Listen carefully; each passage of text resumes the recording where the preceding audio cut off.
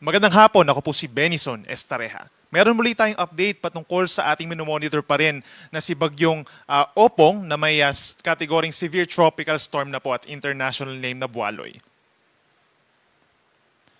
Base sa ating analysis, huling namataan po ang Bagyong Opong or Severe Tropical Storm Opong 670 kilometers na lamang sa silangan ng Surigao City, Surigao del Norte. Taglay na ang hangin ng 95 kilometers per hour malapit sa kanyang gitna, so lumakas pa ito at mayroong pagbugso na umaabot na sa 115 kilometers per hour at kumikilos west-northwest sa bilis na 20 kilometers per hour. Wala pa ring direktang epekto ang Bagyong Opong sa alinmang panig po ng ating bansa, subalit yung outer rain bands, kung mapapansin po natin sa ating latest satellite animation, nagdadala na rin ng madalas sa pag-ulan dito sa may Eastern Visayas, Caraga, and Davao region. Samantala, yung hanging habagat or southwest monsoon, sa ngayon po nagdadala pa rin ng may kalakasang hangin at mga pag-ulan dito sa western section ng Luzon kabilang ang Metro Manila at pinakamadalas pa rin ang mga pag-ulan dito sa may Pangasinan, Zambales, Bataan, pababa ng Occidental Mindoro at makulimlim na panahon ang dadali ng habagat sa natitirang bahagi ng Luzon, sasamahan pa rin yan ng mga pulupulong pag-ulan or pagkidlat, pagkulog. Possible din yung mga localized thunderstorms sa natitirang bahagi ng Visayas and Mindanao sa susunod na 24 oras. Base naman po sa pinakahuling track ng Pag-asa, inaasahang kikilos pa rin sa loob ng 3 araw west-northwest ang Bagyong Opong. Within the next 24 hours or possibly bukas ng hapon ay lalakas pa ang bagyo into a typhoon category. At simula po bukas ng hapon, ito yung time kung saan mararamdaman na yung hangin, direktang epekto po ng Bagyong Opong dito sa may Eastern Visayas at hilagang bahagi ng Caraga region. Estimated na lakas, 120 kilometers per hour bukas ng hapon. Samantala, pagsapit po ng gabi hanggang sa araw ng Friday ng umaga, inaasahan na kikilos po dito sa may areas po ng Eastern Visayas and Bicol region ang Bagyong Opong. At makakaranas na ng matinding hangin at ulan ang ating mga kababayan po doon. Pagsapit naman po ng tanghali ng Friday hanggang sa gabi, mas maraming lugar pa at mas maraming mga kabahayan pa po ang maapektuhan dahil nasa urbanized areas na po tayo ng Calabarzon, dito po sa may Mimaropa, sa may Metro Manila at Central Luzon, ang Bagyong Opong. At inaasahan pa rin mananatili as a typhoon category with around 120 to 130 kilometers per hour na taglay na hangin. At pagsapit po ng Friday ng gabi hanggang sa madaling araw po ng Sabado, ay kikilos na ito dito sa may West Philippine Sea, unti-unting palayo ng ating kalupaan. Saturday ng hapon, ito ay lalabas naman ng ating area of responsibility. In terms of lawak, sa ngayon po, bahagya pang lumaki yung radius niya. From 400, naging 450 kilometers na yung kanyang radius o yung distansya from the center hanggang dun sa outermost part ng bagyo. So nasa 900 kilometers ang lawak ng Bagyong Opong. At affected din po, hindi lang yung mga areas po na direktang tatamaan or kung saan magla-landfall ang bagyo. Lagi nating iisipin na malawak po at hindi lamang isang point ang bagyo.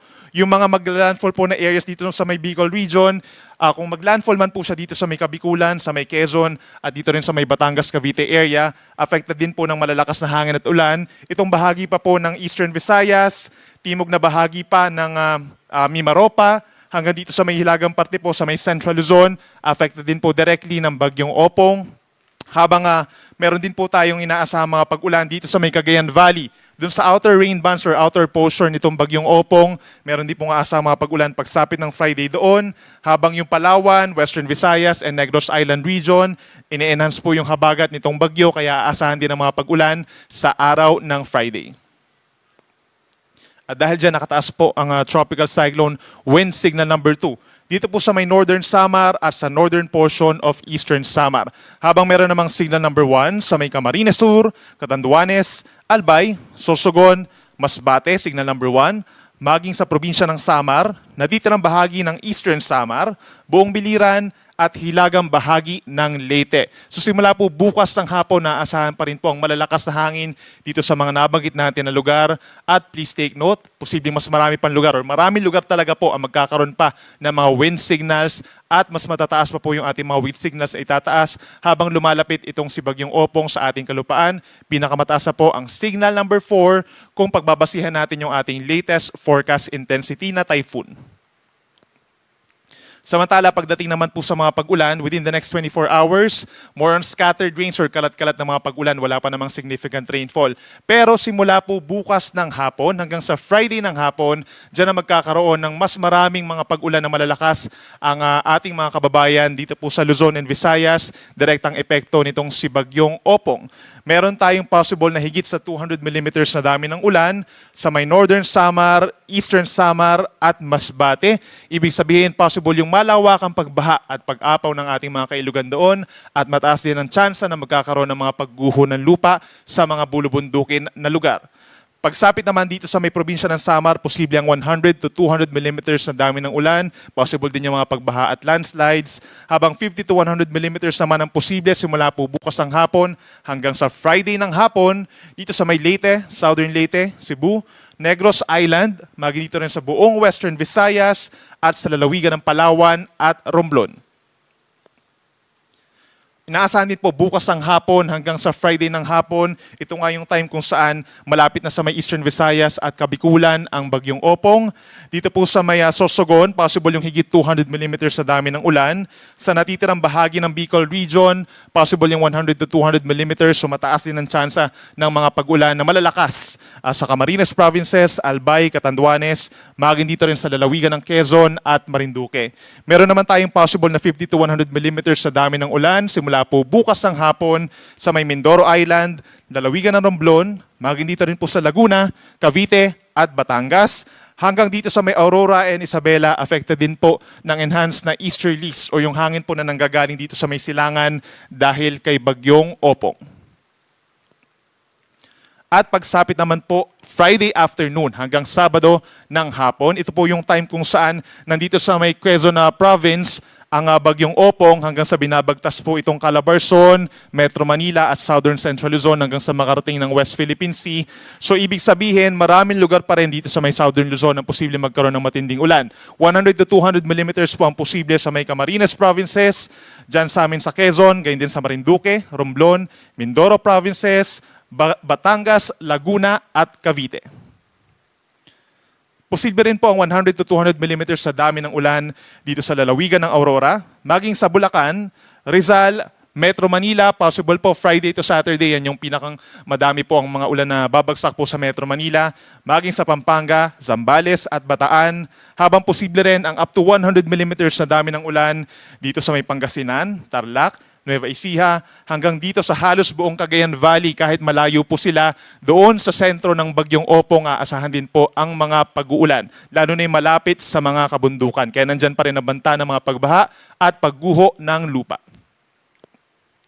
Pagdating naman po sa lakas ng hangin, bukod doon sa mga may wind signals at magkakaroon ng wind signals sa mga susunod pa na araw, asahan po tonight, most of Luzon may mga pabugso-bugso pa ring hangin dulot ng southwest monsoon, maging sa Western Visayas, Zamboanga del Norte, Misamis Occidental and Oriental, ganyan din sa Camiguin, Agusan del Norte, Surigao del Norte, Dinagat Islands, Sarangani Province, Davao del Sur and Davao Oriental. At pagsapit po tomorrow at sa araw ng Friday, mataas pa rin ang tsansa ng mga pabugso-bugsong hangin sa malaking bahagi ng bansa. Mapabatanes man yan hanggang sa iba mang bahagi ng ating bansa sa Mindanao, meron pa rin pong mga gusty conditions dulot ng southwest monsoon na bahagyang epekto na rin po nitong si Bagyong Opong. At pagdating sa mga pag-alon, sa ngayon po wala tayong nakataas na gale warning sa alimang baybayin po ng ating bansa. Medyo maalon pa rin dito sa West Philippine Sea at extreme northern Luzon, 2.5 hanggang 4 meters. So higit sa isang palapag ng gusali pa rin ang mga pag-alon. Delikado for small sea vessels. Habang tumataas na rin ang mga alon dito sa may silangang baybayin po ng Visayas at Mindanao, kung saan nga pinakamalapit ang Bagyong Opong. So bukas, possible na tayo magtaas ng gale warning and eventually mas dadami pa nga yung mga wind signals natin dito sa may Southern Luzon and Visayas. So most likely, pagbabawalan na po ang sea travel sa maraming baybayin dahil delikado na po ang mga pag-alon. Magpapatuloy yan hanggang sa araw po ng Friday. At sa ngayon, meron na po tayong babala ng daluyong throughout the passage of Bagyong Opong sa susunod na 36 hours dito po sa ating mga coastal communities. Catanduanes, 2.1 hanggang 3 metrong daluyong or storm surge. Maging sa eastern coast ng Camarines Sur, eastern coast ng Albay, eastern coast ng Sorsogon, at Northern Samar. Habang posible naman ang 1 to 2 meters na daluyong po sa susunod na 1.5 araw dito po sa western coast ng Sorsogon, maging sa eastern coast ng Masbate, sa mga coastal communities ng Samar, Eastern Samar, at Biliran. So yung payo natin sa ating mga kababayan po doon, kung kinakailangan mag-evacuate, kung kayo po ay malapit sa mga coastal communities, ay makipag-ugnayan na po sa inyong mga local government units for possible evacuation dahil inaasahan yung pagragasa po, yung pagpasok ng malakas na tubig or matataas na mga tubig dahil po sa malakas na hangin. At yan muna ang latest mula po dito sa Weather Forecasting Center ng Pag-asa. Yung next update natin ay mamayang 11:11 po ng gabi at mag-ingat po ang lahat. Ako po si Benison Estareja.